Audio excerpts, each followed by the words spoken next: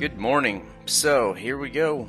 Um, this is kind of the first video of hopefully many. In this situation where we're kind of teaching remotely, I wanted to start a YouTube channel to basically kind of give um, some ideas, some thoughts, feedback on how I go about certain things in my artwork in the classes that I teach at Springfield High School.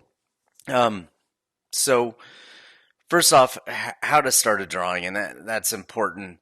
When I'm getting ready to start a drawing, whether it's a commission piece or something for me personally, that picture that I'm using is really important. I try to find a really high resolution picture. So, for example, this one here that I'm working on of Kobe is I found a really nice version of it. I'm able to zoom in and really see the fine details of the pores of the skin and each individual hair on its face. So I'm really looking for the best quality picture that I can find.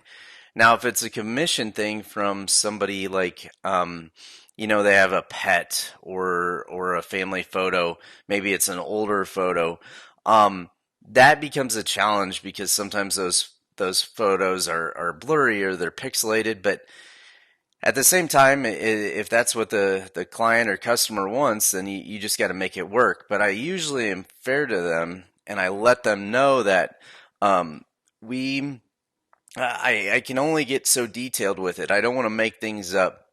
When you're trying to do realistic drawings, the worst thing you can do is start to make stuff up. So I always warn them, but sometimes, that's the only photo they have, and you just kind of have to make it work.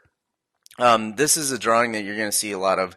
I got to get it finished hopefully in the next few weeks, but we have Kobe Young versus Kobe Old over here. I thought it was a neat image.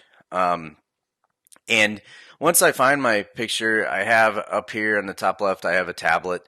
Um, I used to print off pictures and I would crop them and zoom them in. I'd have all these photographs of what I was working on all over my desk. And now with technology, being able to have, your phone or an iPad or a tablet or something that you can zoom in, you can pinch and see those little details of the picture helps a ton. So when I get started, I'm really looking for a nice high resolution picture. Once I get that going, I figure out how big I want it, and then I start outlining. So you can kind of see here, I have all these just shapes, okay? And what I'm looking for is I'm trying to find the things that stand out to me. So different shadows, different highlights. I don't get too crazy with it. I just kind of map out where I see lines and details, and I just, again, just draw it in as a shape, however I see it. Like this is a highlight on the cheek here, and I just have a nice, outline where I saw that at. Um, when I'm working, I'm always trying to start because I'm right-handed. I always try to start in the top left and then work my way down so that my arm is never in the pencil lead and I have the chance to smear it. You can see down here I have a smear that hopefully I'll be able to get out with electric eraser. This is actually from a kitten print that jumped on here. So thanks for that, cats. Um, but I'm always working away. And then obviously I don't always follow my rules. I really wanted to start on the face here, and I kind of wish I didn't do that. I wish I would have just kind of continued to work away for myself. When I do get in areas, I'll always put down a piece of paper, and that way that I can rest my hand on it and I'm not messing up all the work that I've done. So I usually have a bunch of scrap pieces of paper laying around to help me with that. So right-handed, I start in the top left corner and kind of work my way down. Tools. So when I first started drawing, I used what's called an ebony pencil. Ebony pencils were great, but I found that they added a sheen to the paper depending on the lighting, and I just didn't like that glare that it gave out. So then I switched to what's called a General's layout pencil, and those were great. They gave a dark value. I actually my all my first drawings, I didn't get into all the different variations of pencil, lead, with the hardness of softness. I just used one pencil, and I was just really careful with the pressure that I put on the paper. So some of the tools that I have laying out here, obviously, blending stumps. These are huge. I use the small one a lot to go in and kind of add, my base layer just to get that base going. I will tell you that most young artists will they get carried away with this. I use this just as a base, and then I layer over the top of that because I want to see this texture. Now, if I were doing a drawing of a baby and they have that perfectly smooth skin, then yeah, I probably would use this more. But for the most part, I think people use these way too much. So be careful with that. They obviously come in different sizes. These are condensed blending stumps. I've seen them where they're just rolls of paper. It doesn't really matter. And with that, you can take a piece of sandpaper and you can clean them off. I always have an X-Acto knife handy so that I can, sometimes you'll have to like trim the edges off to give me more of a point. So X-Acto knives and blending stumps, they last a long time. They're good. So going back to the pencils, this drawing is all done with a mechanical pencil. And I was for a long time kind of anti-mechanical pencil, but I've been able to find, like here, this is actually 2B lead. And this 2B lead has been perfect because I can get, as you can see, I can get a really nice dark value with it. Where typically with a mechanical pencil, it's hard to get those really darks going. So I'm doing mechanical pencil. In fact, that's probably what I'm always going to use. I've really enjoyed the fact that I don't have to sharpen my pencil constantly. I have a nice point at all times. Some other, obviously, just a handheld sharpener. Get a bunch of extra blades so you can switch those out so it doesn't bust up your pencil. Especially when I do like color pencils, you're constantly sharpening and you want to make sure you keep a nice point to it at all times. Erasers, just cheap, soft eraser works. Obviously, the kneaded eraser that you can kind of move around and clean up. These are great. When I put too much lead on the paper and maybe I made that a little too dark across there, I can just dab at this and pull that lead off, and it takes it right into the eraser. So those are a couple of different types of erasers I use. Here's another one.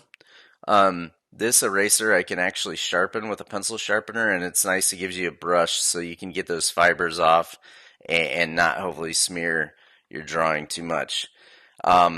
These things are lifesavers. Just the real thin pencil eraser. I haven't gone in to add my highlights yet. I usually wait till the very end of the drawing and I go in and add these highlights, but this is mainly what I'm using. I also use this X-Acto knife so that I can cut this edge if I need to make a real nice point to get in there and try to give a highlight. Electric erasers, they got them on Amazon where they're battery powered. You can charge them from your computer. I use those quite a bit as well. Here's a brush just for moving lead, getting that out of the way. But this is it. It's mechanical pencil, some lead, and the nice thing about drawing is if you look at like your goal as an artist is to sell your work, be able to make a little money off of it. Drawings, your profits are a lot higher because your materials, this is all pretty cheap stuff to buy. Where if I'm doing like an oil painting for somebody, the stretch to the canvas, oil paints, your minerals, all those things are really expensive. So usually, in order to make some money off of it, you have to charge a higher price, and it's kind of hard to get to that point if you're not established. And then the last paper, this is it's called Lenox paper. It's pretty thick stuff. I don't remember. I think it's either 80 or 100 pound. I really like this paper. It can take a lot of abuse and not deteriorate at all. I've used other papers. I've actually started trying out a watercolor paper that I actually wet the paper down and let it dry. I got to get more experience with that type of paper, but so far I like it a lot. But this is pretty cheap stuff. I think it's like a couple of bucks for a 22 by 30 sheet, and it's really, really nice. So just to recap, I find a really high quality image, high resolution. I start mapping all my stuff down, um, my different shadows and highlights that I see. And then from there, because I'm right-handed, I start up here and I just slowly work my way down. And again, this drawing is all just with one mechanical pencil. Um, I'm happy with it so far. I need to get in and add some more details here because there's a lot going on in Kobe's face. Um, but other than that, I'm going to keep making these videos, series of them. Next, I'm going to talk about the layering process of drawings. Obviously, you hear about layering and painting, but I think you see it a lot in drawing as well. Maybe not as many layers as like an oil painting, but that's how you get this depth and starting to make that illusion of a three-dimensional drawing on a two-dimensional surface. So I guess I can be one of those guys where I ask you to, hit the subscribe button and give me a like. I'm going to leave comments open. And so if you have questions or have any thoughts, by all means, leave me something. Appreciate the time watching this, and hopefully we'll have a lot more going forward. Thanks again.